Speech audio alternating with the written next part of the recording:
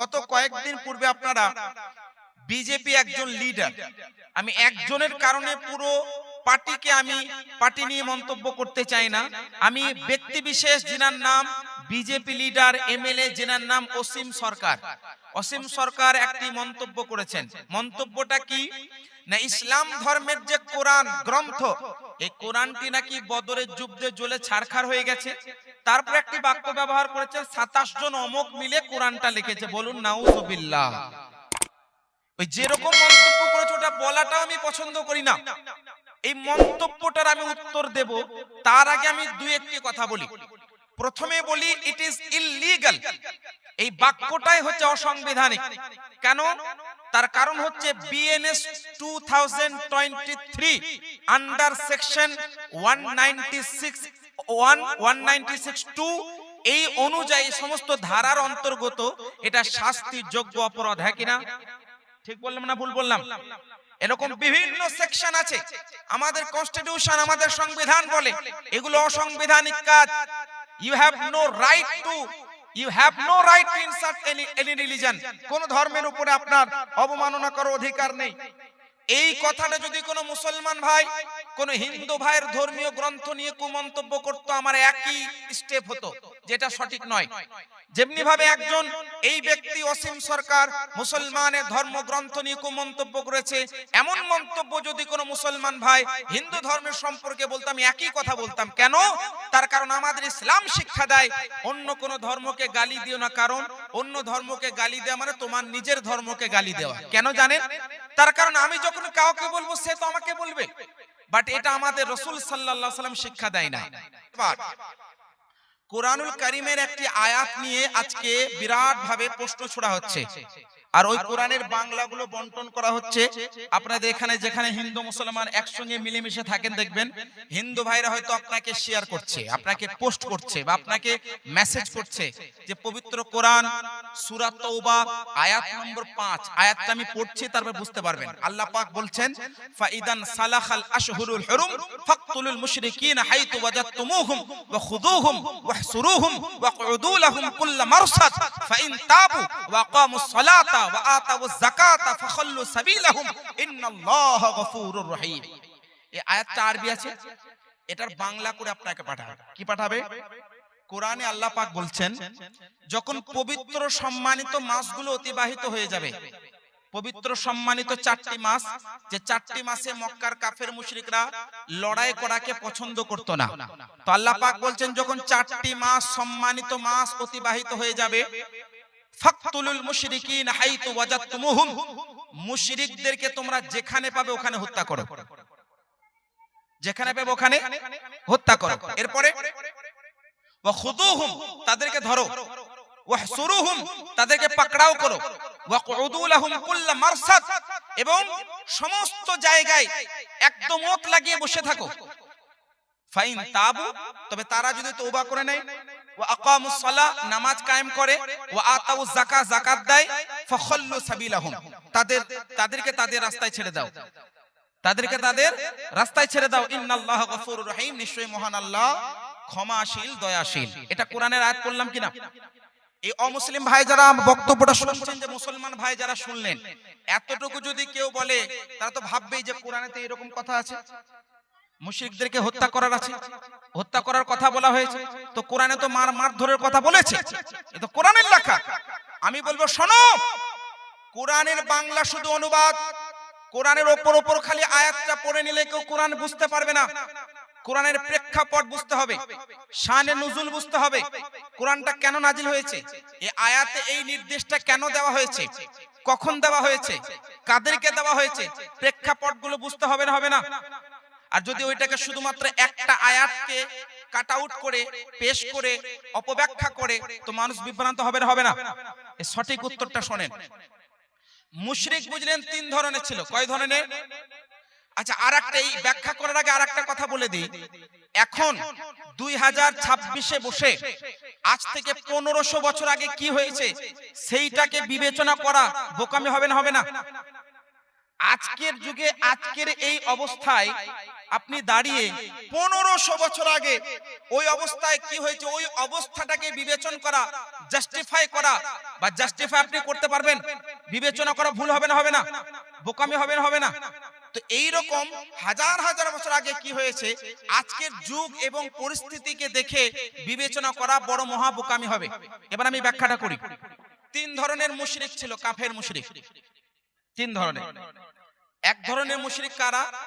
যারা ইসলাম গ্রহণ করেনি কিন্তু ইসলামের উপরে কখনো হামলা করেনি, ইসলামের উপরে হামলা করতো না। তারা ভাবতো আমরা আমাদের দেবী দেবতাকে মানবো আর মুসলমান সাহাবাগণ আল্লাহ আল্লাহ রসুলকে মানবে। তারা কোন রকমের ঝগড়া ফাসাদে থাকেনি এবং তারা কি করত না সাহাবাগণকে তারা কি করতো না নিজের রক্ষার্থে বা নিজেকে নিজের সুরক্ষিতর জন্য তারা আল্লাহ রসুল সাল্লাল্লাহু আলাইহি সাল্লামের কাছে বলতো যে আমরা ইসলাম গ্রহণ করব না, তবে আমরা যেহেতু ইসলামী হুকুমতে থাকবো সেই জন্য আমরা জিজিয়া দেব। এটা এক ধরনের মুশরিক। দুই ধরনের মুশরিক। দ্বিতীয় পর্যায়ের মুশরিক কারা? যারা মৌখিক ভাবে হোক বা লিখিত আকারে তারা চুক্তি করেছে। কি চুক্তি? তারা চুক্তি করেছে যে আমরা হে নবী আপনাদের বিরুদ্ধে লড়াই করব না, বা আপনাদের বিরুদ্ধে যারা লড়াই করবে তাদেরকে আমরা সাপোর্ট করব না, এরকম চুক্তি করেছে। এটা দুই ধরনের। তিন ধরনের, যারা ইসলাম গ্রহণও করেনি, যারা জিজিয়াও দেয় না, যারা চুক্তিও করেনি বরং সর্বদা ইসলামের উপরে আক্রমণ করার জন্য প্রস্তুত থাকতো। যারা সর্বদা আক্রমণ করার জন্য হামলা করার জন্য প্রস্তুত থাকতো। এবার আমি একটা কথা বলি আপনাদেরকে, পবিত্র কোরআনে খালি একটা আয়াত পড়লে হবে না। অসীম সরকারকে বলবো সূরা তাওবার আয়াত নম্বর 5 বলছো, সূরা তাওবার আয়াত নম্বর 6 পড়ো, সূরা তাওবার আয়াত নম্বর 7 পড়ো। মানে সূরা তাওবার আয়াত নম্বর 1 থেকে আয়াত নম্বর 11 পর্যন্ত যদি পড়ে নিত তাহলে এই রকম মন্তব্য জীবনে করতো না। কারণ সূরা তাওবার আয়াত নম্বর 1 থেকে আয়াত নম্বর 11 পর্যন্ত পুরো ডিটেইলস আলোচনা করেছেন আল্লাহ পাক, বিবরণ দান করেছেন। আল্লাহ পাক বলছেন, এবার শুনেন এই আয়াতটা কেন নাজিল হয়েছে প্রেক্ষাপটটা বোঝায়। যখন মক্কার কাফেররা এই রকম ভাবে চুক্তিবদ্ধ হলো, আল্লাহর নবী যখন মক্কা থেকে মদিনায় হিজরত করলেন, যারা চুক্তিবদ্ধ হয়েছিল তারা তলায় তলায় চুক্তিকে ভেঙে দিল। আর মক্কার যেসব কাফের মুশরিকরা ইসলামের উপরে হামলা করার জন্য লড়াই করার জন্য প্রস্তুত ছিল তাদেরকে সাপোর্ট করে তাদের সঙ্গে মিলেমিশে ইসলামের উপরে আক্রমণ করার জন্য প্রস্তুত। তারা সুযোগ খুঁজছে কখন মুসলমানদেরকে কখন সাহাবাদেরকে হামলা করব। তখন আল্লাহ পাক রব্বুল আলামিন কোরআনের আয়াত নাযিল করলেন, বারাআতুম মিনাল্লাহি ওয়া রাসূলিহি। আল্লাহ কি বললেন? বারাআতুম মিনাল্লাহি ওয়া রাসূলিহি, সূরা তাওবার আয়াত নম্বর 1। আল্লাহর রাসূল বললেন, আল্লাহ রাসূল প্রচার করলেন যে আল্লাহ এবং তার রাসূলের পক্ষ থেকে নির্দেশ দেওয়া হচ্ছে যারা চুক্তি ভঙ্গ করলো, যারা সাহাবীদের উপরে হামলা করার জন্য দাঁড়িয়ে আছে, যারা ইসলামকে নষ্ট করার জন্য দাঁড়িয়ে আছে, যারা সাহাবীদের উপরে হামলা করার জন্য প্রস্তুত আছে, তোমাদেরকে নির্দেশ দেওয়া হচ্ছে তাদেরকে যেখানে পাবে সেখানে তাদেরকে হত্যা করো। কেন? এটা সেলফ ডিফেন্স, আত্মরক্ষা, সম্মান রক্ষা, ধর্ম রক্ষা। আজকে আপনার বাড়িতে ঢুকে যদি কেউ হামলা করে আপনি তাদেরকে দাঁড়িয়ে দাঁড়িয়ে মার খাবেন? আজকে যদি কথার জন্য বলি, চাইনা যদি আমাদের ভারতের উপর আক্রমণ করে আমাদের কি আর্মিরা বসে বসে আপনার দোলন খাবে? আজকে যদি আমার বাড়িতে আপনার বাড়িতে ঢুকে কেউ হামলা করতে আসে আপনি চুপ থাকবেন? তখন কি বলবেন? হ্যাঁ মুসলমান দেখো হামলা করছে, মুসলমান দেখো লড়াই করছে। আরে ভাই, মুসলমান লড়াই করেনি, তার বাড়িতে হামলা করতে আসছে তো নির্দেশ দেবে না? তার বাড়িতে তার ইসলাম ধর্মের উপর আক্রমণ করতে আসছে তো নির্দেশ দেবে না? এই জন্য আল্লাহ পাক বলছেন যারা চুক্তিবদ্ধ হয়েছে এবং চুক্তিবদ্ধ হওয়ার পরে ভঙ্গন করেছে, চুক্তি ভেঙে দিয়েছে, তোমাদের উপর হামলা করছে, তোমরা নিজেকে বাঁচানোর জন্য, ধর্মকে বাঁচানোর জন্য তোমরা হামলা করো, তোমরা হত্যা করো। কিন্তু এই অসীম সরকার নামক এই সমস্ত গুন্ডা টেররিস্ট, তাদেরকে আমি টেররিস্ট বলবো কেন? তারা এইভাবে বিভিন্ন জায়গায় বিভিন্ন সময়ে বিভিন্ন ক্ষেত্রে এরকম কটূক্তিকর মন্তব্য করে সমাজকে বিভাজিত করছে। মনে রাখবেন কোরআনের এই আয়াত আল্লাহ পাক বলছেন, ইল্লাল্লাযিনা আহাদতুম মিনাল মুশরিকিন সুম্মা লাম ইয়ানকুসুকুম শাইআ ওয়া লাম ইউযাহিরু আলাইকুম আহাদা ফাআতিমু ইলাইহিম আহাদাহুম ইলা মুদ্দাতিহিম ইন্নাল্লাহা ইউহিব্বুল মুত্তাকিন। আল্লাহ পাক বলেন, তবে যারা তোমাদের সঙ্গে চুক্তিবদ্ধ হয়েছে এবং তোমাদের উপরে কোন রকমের কোনো ক্ষতি করছে না, কোন রকমের কোনো হামলা করছে না, তবে মনে রাখো তোমরা তাদের ওই চুক্তিবদ্ধ থাকা অবস্থায় তাদের উপরে তোমরা হামলা করবে না, তাদেরকে তোমরা হত্যা করবে না, এটা কোরআন বলছে। তো অসীম সরকার কাটছাট করে কাট আউট করে একটা আয়াতকে পেশ করছে, যে আয়াতটা সেলফ ডিফেন্সের জন্য নাজিল হয়েছে, যে আয়াতটা আত্মরক্ষার জন্য নাজিল হয়েছে, যে আয়াতটা ধর্ম রক্ষার জন্য নাজিল হয়েছে, ওইটাকে পেশ করছে বুঝলেন এইভাবে। আচ্ছা আরেকটি কথা বলি, কোরআনে আল্লাহ পাক সূরা তওবাতে বলছেন যে তোমরা যাদেরকে চুক্তিবদ্ধ যারা করেছে তাদেরকে মেরো না। আচ্ছা কোরআনে আরো এক জায়গায় আল্লাহ পাক বলছেন আউফু বিল আহাদ, যারা চুক্তিবদ্ধ হয়েছে তাদের চুক্তিগুলোকে তোমরা কি করো, সম্পূর্ণ করো, সম্পূর্ণ করো। তো চুক্তি যারা করেছে তাদের চুক্তিগুলোকে সম্পূর্ণ করে, এটা ইসলাম শেখায়। ইসলাম এটা শেখায় যে যদি কেউ জিম্মি কাফের যারা মুসলমানের রক্ষায় চলে এসেছে, কোন মুসলমান যদি মুশরিককে হামলা করে, হযরত আব্দুল্লাহ ইবনে উমর রাদিয়াল্লাহু আনহুমা সাহাবী, উনি বর্ণনা করেন যদি কোনো ব্যক্তি মুশরিক যারা জিম্মি ওই সমস্ত ব্যক্তিদেরকে হামলা করে, তো একজন মুসলমান হামলা করার পরে জান্নাতের ঘ্রাণ পর্যন্ত পাবে না। এটা হাদিস। একজন মুসলমানের জন্য জান্নাতে চাইতে বড় নিয়ামত কিছু হতে পারে? কিন্তু আল্লাহর রাসূলের সাহাবী বলছেন মুশরিক কাফের যারা হয়তো হামলা তোমাদের উপর করছে না, চুক্তিবদ্ধ আছে, তাদেরকে হামলা করলে তোমরা জান্নাত পাবে না। এটা ইসলাম শেখাচ্ছে। ইসলাম এটা শেখাচ্ছে তোমাদের উপরে জান্নাত হারাম হয়ে যাবে যদি তোমরা ওই সমস্ত মুশরিকদেরকে হামলা করো। তো অসীম সরকার এগুলো পড়েনি কেন? এগুলো এসছে তার কারণ একটাই, যে একটি আয়াত বা যে সমস্ত জায়গায় এই নির্দেশ এসছে ওটা সেলফ ডিফেন্সের জন্য, আত্মরক্ষার জন্য, ধর্ম রক্ষার জন্য এসছে, বাকি এমনি হামলা লড়াই জিহাদ করার জন্য নয়। আশা করি বুঝতে পেরেছেন আপনারা। আচ্ছা এবার বলছিলাম কোরআনটা পেলেন কিভাবে না? কোরআনটা একবার নাজিল হলো আর এরপরে 23 বছর ধরে কোরআনটা কিন্তু নাজিল হয়েছে।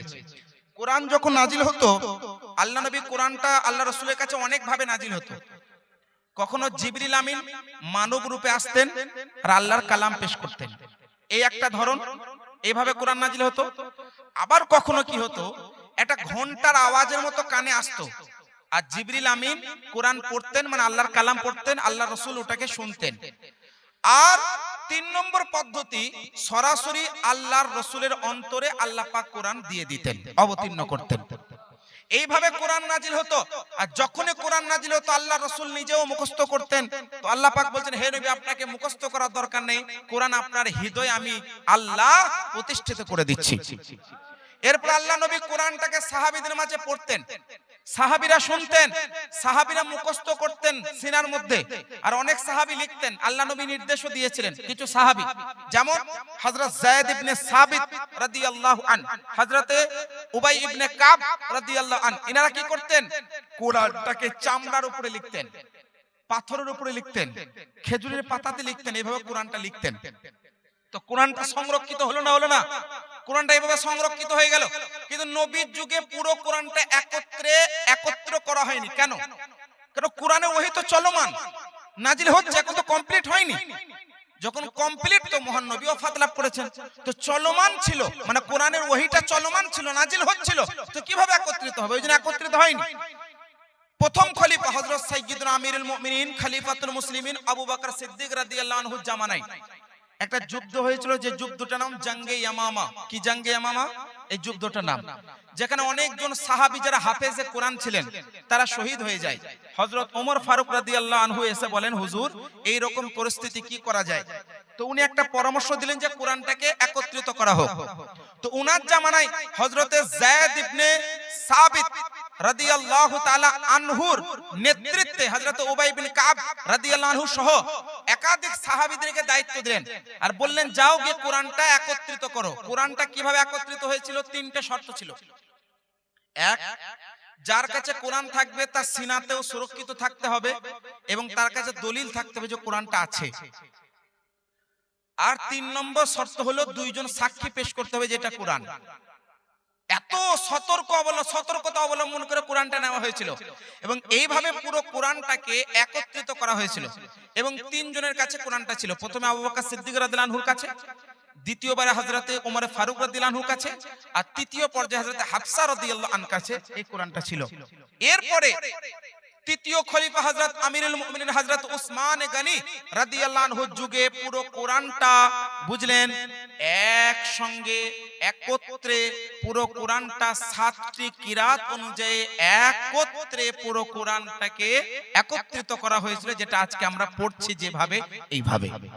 কোরআনের একটা হরফ একটা জাবার জের পেশের মধ্যে সন্দেহের অবকাশ নেই, এটা মাথায় রাখতে হবে। কেন কোরআন নিজে বলছে যালিকাল কিতাবু লা রাইবা ফি, কোরআন যেখানে সন্দেহের অবকাশ পর্যন্ত নেই।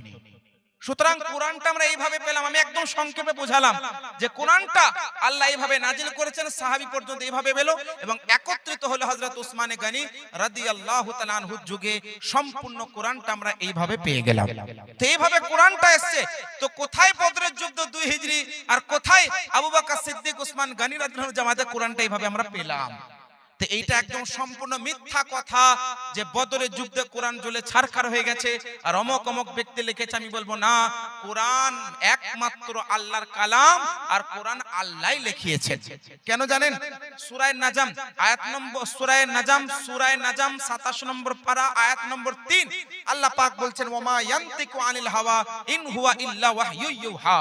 মানে কোরআন আল্লাহর নবী নিজে থেকে কিছু বলে না, আল্লাহ যেটা ওহী করেন নবী সেটাই বলেন। তাহলে নবী যখন কোরআন লেখার নির্দেশ দিয়েছিলেন, এই নির্দেশটা নবীর না আল্লাহর? আল্লাহর। মানে কথাটা নবী মুস্তাফার জুবান দিয়ে বের হচ্ছে, কিন্তু হুকুমটা কার? আল্লাহর। তো কোরআন লেখাও হয়েছে আল্লাহর মাধ্যমে, মানে আল্লাহর নির্দেশে, আর কোরআন কালাম হচ্ছে আল্লাহর কালাম। সুতরাং এটা সম্পূর্ণ মিথ্যা এবং এর মধ্যে কোন রকমের 1% এই কথাটা সত্য না, এটা অর্ধেক সত্য, যেটা অত্যন্ত ভয়ঙ্কর। এইভাবে আমরা কোরআন পেয়েছি আর কোরআনের মধ্যে আলহামদুলিল্লাহ কোনো সন্দেহের অবকাশ পর্যন্ত নেই। আল্লাহ পাক আমাদেরকে সঠিক শিক্ষা দান করুক, বলুন আমিন। যে আলোচনাটা অত্যন্ত ইম্পর্টেন্ট, আর আমি বলবো আপনাদের সকলকে যে প্লিজ আপনারা একটু মনোযোগ দিয়ে এই আলোচনাটা শুনবেন। আর আগামী দিনে আপনাদের এই আলোচনাটা ভিডিওর মাধ্যমে যে সব অমুসলিম ভাইরাও হয়তো দেখবে, তাদেরকেও বলবো নিরপেক্ষ ভূমিকা অবলম্বন করে কথাগুলো শুনবেন। তাহলে আজকে আমাদের সমাজে, আজকে আমাদের পরিবেশ নষ্ট করার যারা ষড়যন্ত্র করছে, তাতে তারা কামিয়াব হবে না। আজ বর্তমান সময়ে সোশ্যাল মিডিয়া ছাড়াও আজ বিভিন্ন জায়গায় একটা কাদা ছোড়াছোড়াই বলতে পারেন, বা আমাদের ধর্মগ্রন্থ যেটি the complete code of life অর্থাৎ মহাগ্রন্থ কোরআনুল কারীম, যার অবমাননার মাধ্যম দিয়ে অনেকে কটূক্তিকর মন্তব্য করে আজ মুসলিম সমাজে শুধু নয়, বিভিন্ন সমাজের মানুষের মাঝে এক ধরনের বিবাদ সৃষ্টি করার প্রচেষ্টা তারা করছে। আমি আজকে আলোচনা শুরু করার আগে একেবারে সংক্ষিপ্তভাবে আপনাদেরকে একটি বিষয় বোঝাই। আমরা ভারতীয় মুসলমান, আমরা এমন একটি কান্ট্রিতে বসবাস করি, এখানে ডেমোক্রেসি চলে, গণতন্ত্র চলে, আমরা ধর্ম বর্ণ নির্বিশেষে সবাই মিলেমিশে বসবাস করি, হ্যাঁ কিনা? সবাই। আজ আপনাদের মালদা টাউন বলুন বা আমাদের মেটিয়াপুরুষ কলকাতা বলুন বা যে প্রান্তে বলুন, আজ ভারতের মুসলমান বলুন অমুসলিম ভাই বলুন, সকলে আমরা মিলেমিশে কিন্তু জীবন যাপন করি। এটা আমাদের বরাবর আমাদের ইতিহাস আছে। কিন্তু যখনই কোনো শত্রু এই সমস্ত ভালোবাসা, সম্প্রীতি, শান্তি এবং ঐক্যবদ্ধতা দেখার পরে অনেক মানুষেরা কি করে, বিভাজন ক্রিয়েট করার চেষ্টা করে, কিছু সাময়িক কারণে বা নিজস্ব কোনো ব্যক্তিত্ব ফায়দার জন্য বা রাজনৈতিক কোনো উপকারের জন্য এই রকমের নোংরা মন্তব্য মাঝে মাঝে উঠায়, যাতে করে ডিভাইড এন্ড রুলস যে পলিসি সেটা পুরোপুরি অ্যাপ্লাই করে যাতে জনগণকে বিভাজিত করে যাওয়া যায় এবং আমরা পুরোপুরি ভাবে এক সম্প্রদায়ের কাছে যাতে আমরা মনোনীত হয়ে যাই, এরকম একটা ধারণা আজকের যুগে কিছু মানুষের আছে না নেই ভাই? আজকে যারা জলসায় যে সকল প্রিয় শ্রুতি সম্মানিত মুসলমান ভাইরা, মা বোনেরা শুনছেন, তারাও এবং অমুসলিম ভাই যাদের কান পর্যন্ত আওয়াজটা যাচ্ছে আগামীতে শুনবেন, আমি সকলকেই বলবো যে আমার বক্তব্যটি একেবারে মনোযোগ দিয়ে শুনবেন। ফার্স্ট অফ অল, আমাদের ধারণা ইসলাম ধর্ম আমাদেরকে যে শিক্ষা দেয় সেটি হচ্ছে we have no right to insult any religion. আমাদের মধ্যে কারোর এরকম অধিকার নেই যে আমরা অন্য কোন ধর্মের অবমাননা করব। এটা আমাদের ইসলামও আমাদের শেখায় না। ইসলাম তো আমাদের মাথার তাজ। এমনি যারা ভারতীয় নাগরিক, আমাদের কনস্টিটিউশন, আমাদের ভারতের সংবিধানও আমাদেরকে অধিকার দেয় যে তোমরা প্রত্যেকেই এক অপরে আজাদ, তোমরা সকলে স্বাধীন, তোমরা নিজ নিজ ধর্মের উপরে তোমরা পালন করতে পারো। আর্টিকেল 25, আর্টিকেল 14 to 25 পুরো ধর্মীয় স্বাধীনতা থেকে নিয়ে, ব্যক্তিত্ব স্বাধীনতা থেকে নিয়ে, রাইট টু লাইফ থেকে নিয়ে আপনার বিভিন্ন ধরনের স্বাধীনতার কথা আছে, এই জন্য যাতে আমরা সকলে এক অপরের সঙ্গে মিলেমিশে স্বাধীন ভারতে বসবাস করতে পারি। আজ এটা অত্যন্ত সৌভাগ্যের ব্যাপার, পুরো পৃথিবীর সবথেকে বৃহত্তম গণতান্ত্রিক দেশের মধ্যে একটি ভারত। এখানে বিভিন্ন ধর্ম, বর্ণ, বিভিন্ন ভাষার মানুষ বসবাস করে, বিভিন্ন ধর্মের মানুষ বসবাস করে, সবাই মিলেমিশে।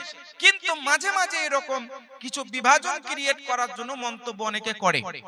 আমি নাম নিয়ে বলবো যাতে আপনারা বুঝতে পারেন এবং এই ধরনের এই ক্যাটাগরির মানুষ থেকে দূরত্ব অবলম্বন করে শান্তি সম্প্রীতির সাথে আমরা জীবন যাপন করতে পারি, এই শিক্ষাটা আমাদের নিতে হবে। গত কয়েকদিন পূর্বে আপনারা বিজেপি একজন লিডার, আমি একজনের কারণে পুরো পার্টিকে, আমি পার্টি নিয়ে মন্তব্য করতে চাই না, আমি ব্যক্তি বিশেষ যিনার নাম বিজেপি লিডার এমএলএ যিনার নাম অসীম সরকার, অসীম সরকার একটি মন্তব্য করেছেন। মন্তব্যটা কি না, ইসলাম ধর্মের যে কোরআন গ্রন্থ, এই কোরআনটি নাকি বদরের যুদ্ধে জ্বলে ছারখার হয়ে গেছে। তারপর একটি বাক্য ব্যবহার করেছেন 27 জন অমুক মিলে কোরআনটা লিখেছে। বলুন নাউজুবিল্লাহ। ওই যেরকম মন্তব্য করেছে ওটা বলাটাও আমি পছন্দ করি না। এই মন্তব্যটার আমি উত্তর দেব, তার আগে আমি দুই একটি কথা বলি। প্রথমে বলি ইট ইজ ইললিগাল, এই বাক্যটাই হচ্ছে অসাংবিধানিক। কেন? তার কারণ হচ্ছে বিএনএস 2023 আন্ডার সেকশন 196(2) এই অনুযায়ী সমস্ত ধারার অন্তর্গত এটা শাস্তিযোগ্য অপরাধ। হ্যাঁ কিনা? ঠিক বললাম না ভুল বললাম? এরকম বিভিন্ন সেকশন আছে, আমাদের কনস্টিটিউশন, আমাদের সংবিধান বলে এগুলো অসাংবিধানিক কাজ। You have no right to insult any religion. কোন ধর্মের উপরে আপনার অবমাননা করার অধিকার নেই। এই কথাটা যদি কোনো মুসলমান ভাই, কোন হিন্দু ভাইয়ের ধর্মীয় গ্রন্থ নিয়ে কুমন্তব্য করতো, আমার একই স্টেপ হতো, যেটা সঠিক নয়।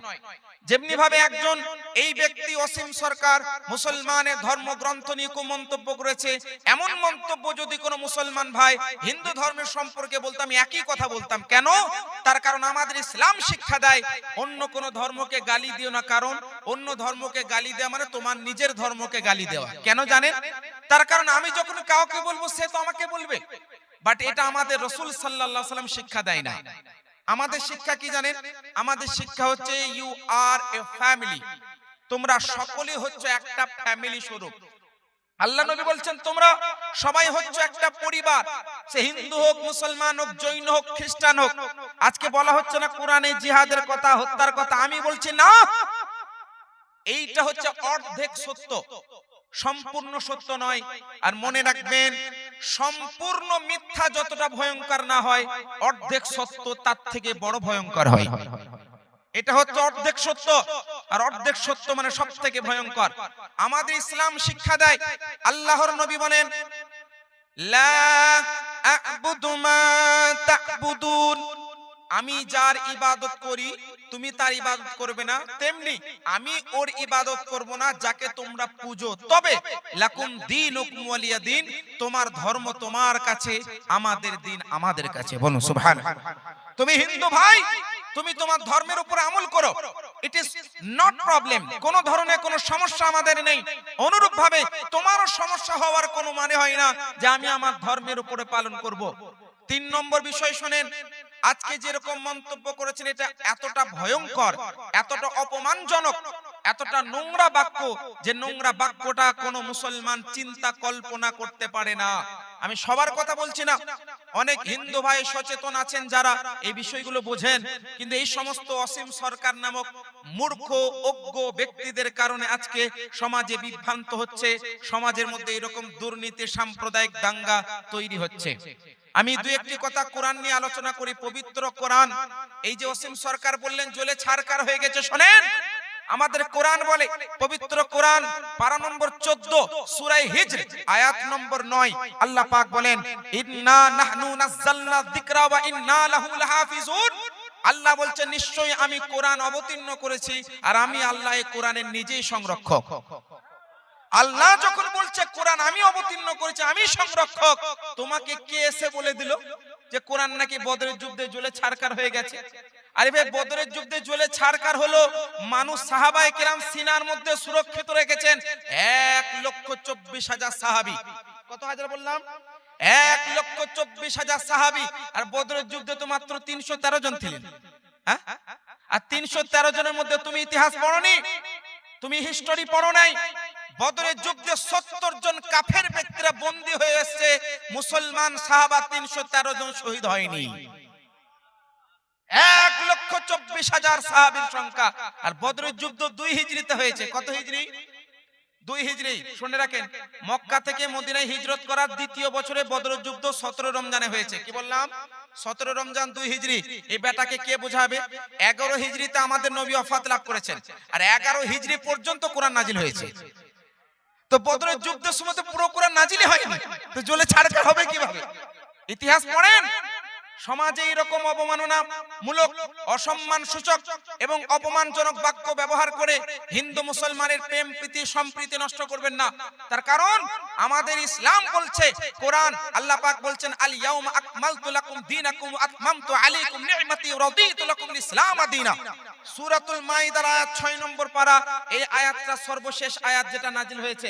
মনে রাখবেন 11 হিজরি পর্যন্ত কোরআন অবতীর্ণ হয়েছে, মানে মহান নবী সাল্লাল্লাহু আলাইহি ওয়াসাল্লাম ওফাতের আগে পর্যন্ত 10 হিজরি পর্যন্ত তো অবশ্যই কোরআন নাজিল হয়েছে। কোথায় বদরের যুদ্ধ 2 হিজরি, কোথায় কোরআন সম্পূর্ণ নাজিল হচ্ছে 10 হিজরি।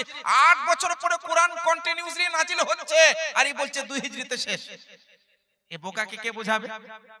ইতিহাস পড়ুন। আমি আপনার ধর্ম নিয়ে তো কোনো কিছু বলছি না, আপনার গীতা নিয়ে, আপনার মহাভারত নিয়ে তো বলছি না। ও এক কথা লেগেছে, সে এক কথা লেগেছে, আমি এইগুলোতে ইন্টারেস্টেড নই। কারণ আমরা হচ্ছে একজন ভারতীয় নাগরিক, আমরা হচ্ছে মুসলমান। ইসলাম আমাদের শিক্ষা দেয় দেশের প্রতি মহব্বত করা, ইসলাম শিক্ষা দেয় মানবতা, ইসলাম শিক্ষা দেয় মানসিকতা, ইসলাম শিক্ষা দেয় ইনসানিয়ত। কোন মানবিক জায়গায় দাঁড়িয়ে কোন একজন ব্যক্তি অন্য ধর্মের উপরে কখনো অবমাননা করতে পারে না। আমি একটা ফ্যাক্ট বললাম। 2 নম্বর বিষয় শুনেন, এই কোরআনটা অ্যাকচুয়ালি এসছে কিভাবে, এই হিস্টরিটা জানার আপনারা ইন্টারেস্টেড আছেন না নেই? সময়ের দরকার, আমি সংক্ষিপ্তে বলে দিই কোরআনটা পেলাম কিভাবে, এরা সুযোগ কিভাবে পেল কথাগুলো বলার। আমি উত্তর দেব। সূরাতুত তাওবা আয়াত নম্বর 5 থেকে যে প্রশ্ন করা হচ্ছে যে হত্যা করার কথা আছে, এই কথা আছে, সেই কথা আছে, আমি উত্তর দেব। আগে কোরআনটা কিভাবে পেলাম আমি আপনাকে বোঝাই। একটা ফ্যাক্ট দিয়ে বোঝালাম এই কথাটা কত বড় মিথ্যা। সে বলছে কোর্টে গিয়ে হবে, আর কোর্টে তো পড়ে যাবে। আগে আমার চ্যালেঞ্জটা অ্যাকসেপ্ট করুন। সমাজে আপনি বলেছেন, তো সমাজের সামনে উত্তর হয়ে যাক, সামনাসামনি ডিবেট হয়ে যাক, বা অনলাইনে ডিবেট হয়ে যাক। আপনি প্রশ্ন করেন, আমি উত্তর দেব ইনশাআল্লাহ তাআলা। কোনো ঝগড়া ঝামেলা, কোনো সমস্যা হবে না, কোনো মারদাঙ্গা হবে না। একদম শান্ত শিষ্ট পরিবেশে আপনি প্রশ্ন করবেন, ইনশাআল্লাহ আমি উত্তর দেব, কোনো সমস্যা নেই। একদম ইনশাআল্লাহ উত্তর দেওয়া হবে, আর সঠিক উত্তর দেওয়া হবে। আমি একটা ফ্যাক্ট বললাম, দেখুন রাতে ঘুম আসবে না যদি শুনে দেয়। একটা ফ্যাক্ট যে ভাই 10 হিজরি পর্যন্ত কোরআন নাজিল হচ্ছে, আর তুমি বলে 2 হিজরিতে শেষ। আর 2 নম্বর শুনেন, 2 নম্বর বিষয় হচ্ছে এই পবিত্র কোরআনটা আজকে যেভাবে আমরা পেয়েছি, এটা একেবারে কি এইভাবে নাজিল হয়েছে? হ্যাঁ, কাগজে লেখা পড়া হয়েছে, কিন্তু কোরআন এখন যেটা আছে তখনও সেটা ছিল, এটা আল্লাহরই কালাম। আমি শুনি আপনাদেরকে একটা কথা বলি, পবিত্র কোরআন টোটাল 2 বার নাজিল হয়েছে। কয়বার? আল্লাহর যে পুরো কালাম, আল্লাহর কালাম আল্লাহ পাক লৌহে মাহফুজে কলমের মাধ্যমে লিখে দিয়েছেন। কলমকে নির্দেশ দিলেন, কলম লিখে দিয়েছে পুরো কোরআন। এরপরে এই যে আমাদের কাবা ঘর, মানে আরবে অবস্থিত কাবা ঘর, ও কাবা ঘর যতটা লম্বা চওড়া, মানে দৈর্ঘ্য প্রস্থ অতটাই কি কাবা? না, সাত তবক জমিন পর্যন্ত কাবা, সাত তবক আসমান পর্যন্ত কাবা।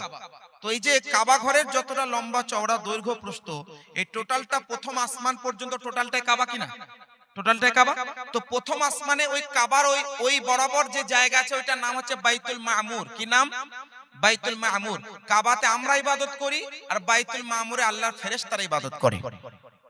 আল্লাহ কোরআনের আয়াত 30 নম্বর পারা সূরাতুল কদর, আল্লাহ পাক বলছেন ইন্না আনজালনাহু ফি লাইলাতুল কদর, নিশ্চয় আমি কোরআন লাইলাতুল কদরে নাজিল করেছি। কিন্তু আমাদের কাছে যে কোরআন আছে নবীর উপরে যে নাজিল হয়েছে 23 বছরে নাজিল হয়েছে। কত বছরে?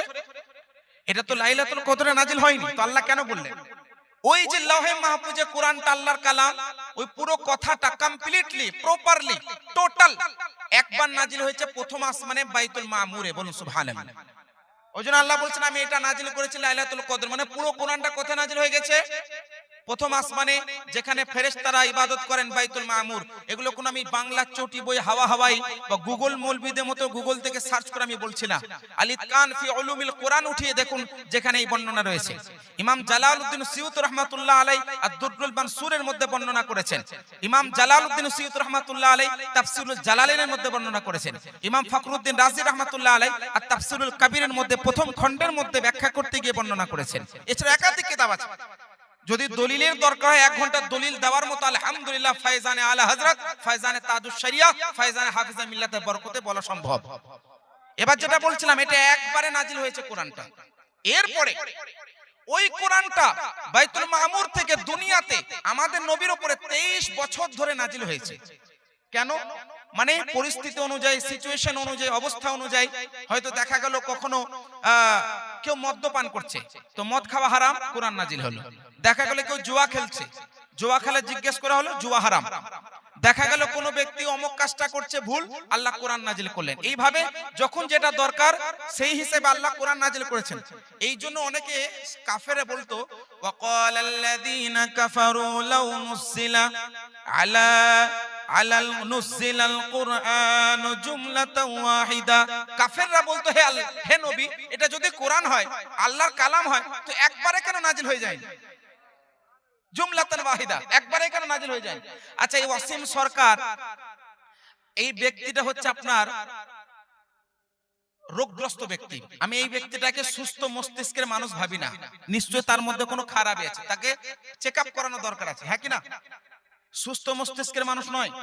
হয় ওই ব্যক্তি বিমার আছে, আর না হলে পেছন থেকে কেউ টাকা খাওয়াচ্ছে আর বলছে যেটা বলো। তো যেটা হোক, দুটোর মধ্যে একটা হবে। এইটাতে আমি একটা কথা বলতে চাই, হিন্দু ভাই ও মুসলিম ভাইদেরকেও বলতে চাই, আমাদের নওজওয়ানদেরকেও বলতে চাই, কোরআনের উপরে প্রশ্ন করা নতুন কোনো বিষয় না। যখন থেকে কোরআন নাজিল হয়েছে তখন থেকে মানুষ প্রশ্ন করে, কিন্তু উত্তর দেনেওয়ালা মহান আল্লাহ নিজেই কোরআনে উত্তর দিয়েছেন। আমি এক এক করে উত্তর দিচ্ছি। প্রথমে এই কোরআনটা কিভাবে এলো এইটা বলার আগে যেহেতু প্রশ্ন উঠে গেল, আমি উত্তরটা দিয়ে দিই। কোরআনের উপরে প্রশ্ন নতুন নয়, আগে হয়েছে, এখনো হচ্ছে, আগামীতে হবে। যেমন মক্কার কাফিরদের প্রথম প্রশ্ন ছিল যে এই কোরআনটা যদি আল্লাহর কালাম হয় তো একবারে কেন নাজিল হলো না? এই বোকা কে বোঝাবে? আল্লাহ তো মানবের যখন যেটা দরকার সেই অনুযায়ী তো নাজিল করেছেন নাকি? আচ্ছা, তারপরে আল্লাহ পাক মহান নবীকে বলছেন, পবিত্র কোরআন সূরাতুল বাকারা আয়াত নম্বর 23। যখন মক্কার কাফিররা এরকম মন্তব্য করতে লাগলো, আজকে যেমন অসীম সরকারের মতো ব্যক্তি, তো সেই জামানায় মক্কার কাফের মুশরিকরা মন্তব্য করতে লাগলো যে এটা আল্লাহর কালাম নয়, এটা মানুষের তৈরি করা কালাম। তো আল্লাহ মহান নবীকে বলছেন, সূরা বাকারা আয়াত নম্বর 23, আল্লাহ পাক বলছেন, ওয়া ইন কুনতুম ফি রাইবিম মিম্মা নাযালনা আলা আবদিনা ফাতু বিসূরাতিন মিন মিথলিহি ওয়াদউ শুহাদাকুম মিন দুনিল্লাহ ইন কুনতুম সাদিকিন। আল্লাহ পাক পবিত্র কোরআনের মধ্যে বলছেন, if you are doubt in about what we have sent down about upon him, আপন প্রফেট মুহাম্মদ সাল্লাল্লাহু আলাইহি সাল্লাম, যদি তোমরা কেউ সন্দেহ করছো যে আমি যে কোরআন মুহাম্মদ সাল্লাল্লাহু আলাইহি ওয়াসাল্লামের উপরে নাজিল করেছি, এইটার মধ্যে যদি তোমরা সন্দেহ করছো যে এটা আল্লাহর কালাম নয়, তো ঠিক okay okay, then produce a surah like the holy Quran. একটা সূরা নিয়ে এসো, একটা সূরা নিয়ে এসো যেটা কোরআনের মতো হবে, একটা সূরা যেটা কোরআনের মতো হবে নিয়ে এসো। আল্লাহ পাক বলছেন নিয়ে এসো। যদি এটা আল্লাহর কালাম না হয়, মানুষের লেখা কোরআন হয়, তো তুমি একটা সূরা নিয়ে এসো বানিয়ে, দেখছি। আর এই একটা সূরা লেখার জন্য তোমার যদি বন্ধুদেরকে ডাকতে হয়, আল্লাহ ছাড়া যাকে ডেকে নেবে ডেকে নাও, বানিয়ে নিয়ে এসো। ইন কুনতুম সাদিকিন, যদি তোমরা সত্যবাদী হও। অবাক করা বিষয় কি জানেন, আল বিদায়া ওয়ান নিহায়ার মধ্যে একটি ঘটনা আছে, ইমাম ইবনে কাসির রাহমাতুল্লাহ আলাইহি বর্ণনা করেছেন। মক্কার কিছু কাফের মুশরিকরা অনেকেই কোরআন বানানোর চেষ্টা করছে, হ্যাঁ, বলছে এটা আল্লাহর কালাম নয়, এটা মানুষের লেখা। তো তারাও চেষ্টা করছে। আর মক্কাদের ভাষা আরবি, তারা বিরাট বড় ফাসি বালিগ, মানে সুন্দর ভাষা বলতো তারা, মানে প্রসিদ্ধ ভাষী, মানে বলতে পারেন যে তারা স্পেশাল ল্যাঙ্গুয়েজের অধিকারী, মানে তারা প্রসিদ্ধ ভাষা ব্যবহারকারী, তারা নিজেকে বড় ফাসি বালিগ বলতো। তো মক্কার একজন কাফের আবু জেহেলের মতো ব্যক্তি, এরা একটা সূরা তৈরি করার চেষ্টা করছে। সূরা ফিল নাই, আলাম তারা কাইফা ফাআলা রাব্বুকা বিআসহাবিল ফিল আলাম ইয়াজআল কাইদাহুম ফি তাদলিল ওয়া আরসালা আলাইহিম তায়রান আবাবিল তারমিহিম বিহিজারাতিন মিন সিজ্জিল ফাজআলাহুম কাআসফিম মাকুল। এই পুরো যে সূরা, এই সূরার মধ্যে আল্লাহ পাক একটা পুরো ওই ঘটনাকে বর্ণনা করেছেন, যেখানে কাবা ঘরকে ভাঙার জন্য এসেছিল। সময় যেহেতু নেই, আমি সংক্ষেপে বলার চেষ্টা করছি। এই সূরাটা কত সুন্দর দেখলেন, নাজমে কালাম, কোরআনের সুন্দর গোছানো কত কালামটা, কত সুন্দর লাগলো না শুনতে। মক্কার কাফেররা বুঝলেন চেষ্টা করছে নকল করার। তারা বলছে আল ফিল মাল ফিল ওয়া মা আদরাকা মাল ফিল লাহু দানাবুন ওয়া বিলুন ওয়া খুরতুমুন তাবিল। বলুন নাউজুবিল্লাহ। এর মানে কি জানেন? আল ফিল মানে হাতি, মাল ফিল হাতি কি, ওয়া মা আদরাকা মাল ফিল তুমি কি জানো হাতি কি, লাহু জানাবুন তার একটা লেজ আছে, ওয়া বিলুন ওয়া খুরতুন তাবিলুন তার লম্বা একটা সুন্ড আছে। আর বোকাইটার মানে কি হলো, মানে তারা ভাবছে আমরাও আরবি জানি, ওই জন্য আমরাও নকল করব। তো তারা নকল করে কি করল, আল ফিলু মাল ফিল ওয়া মা আদরাকা মাল ফিলু লাহু জানাবুন ওয়া বিলুন খুরতুমুন তাবিলুন। নাউজ হলো। তো আল্লাহ পাক বলেছে যদি কোরআন মানুষের লেখা হয় তুমি বানিয়ে আনো। তারা চেষ্টা করেও পারেনি। কেন? তার কারণ এটা মানুষের লেখা নয়, এটা মানুষের বাণী নয়, এটা আল্লাহর কালাম। So you can produce a word the like holy Quran. কোরআনের মধ্যে একটা ওয়ার্ড তুমি বানাতে পারবে না। পুরো সূরা তো পড়ে থাকে, পুরো সূরা বানানো তো অনেক দূরের কথা। You can produce a word the like Quran. একটা কোরআনের মতো হরফ বানাতে পারবে না, কোরআনের মতো মিল, কোরআনের মতো সুন্দর গোছানো সাজানো অর্থবাহক হিকমত বাহক জ্ঞান বাহক এইরকম একটা শব্দ তুমি বানাতে পারবে না। কারণ মহান স্রষ্টা যিনি সৃষ্টিকর্তা, এটা তার বাণী। আমরা তো সৃষ্টি, আমাদের কথাটাও সৃষ্টি আর আমরা নিজেরাও সৃষ্টি। আর কালাম হচ্ছে সৃষ্টিকর্তা কাদিম, আর আল্লাহর কালাম হচ্ছে কাদিম। সুতরাং বানানো সম্ভব নয়। তো এইরকম কোরআনের উপর প্রশ্ন করতেই থাকে। আল্লাহ আরেকটি আয়াত পেশ করেন, পবিত্র কোরআন সূরা ইসরা, যেটাকে সূরা বনী ইসরাইল বলা হয়। সূরা বনী ইসরাইল আয়াত নম্বর 88। আল্লাহ পাক বলছেন কুল লা ইন ইজতামাআতিল ইনসু ওয়াল জিন্নু আলা আন ইয়াতু বিমিথলি হাযাল কুরআন লা ইয়াতুনা বিমিথলিহি ওয়ালাউ কানা বা'দুহুম লিবা'দিন যাহিরা। হে নবী আপনি তাদেরকে বলুন, সব মানব সব জিন মিলে যদি একত্রিত হয়ে যায়, কিসের উপরে একত্রিত হয়ে যায়? আলা আয়াতুনা বিমিথলিহি, একটি কোরআনের মতো কোন একটি হরফ বা কোন একটি সূরাকে আমি আনবো বা তৈরি করব, এই রকম যদি একত্রিত হয়ে যায়, লা ইয়াতুনা বিমিথলিহি, তারা কোরআনের মতো আনতে পারবে না। ওয়ালাউ কানা বা'দুহুম লিবা'দিন যাহিরা, যদি তারা সকলে মিলেমিশে এক অপরের সহযোগিতা নেয়, তাও কিন্তু কোরআনের মতো তৈরি করতে পারবে না।